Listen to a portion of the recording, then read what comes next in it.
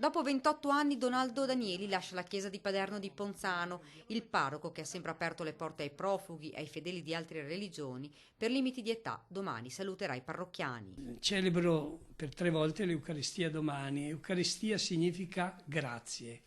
Questa è una parola greca, Eucaristò.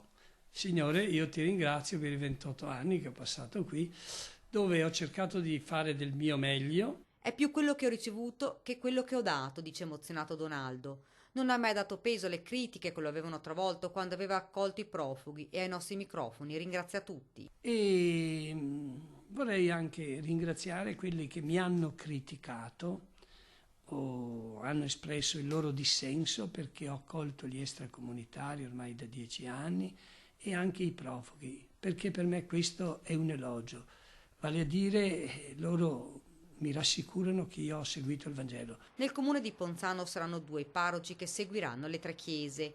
Qui, in questa canonica, dopo Donaldo non arriverà nessuno. Si chiude così un lungo capitolo per Donaldo, che si rammarica perché negli ultimi anni nelle varie parrocchie, come a Paderno, c'è stato un fenomeno di laicizzazione, di abbandono della pratica religiosa.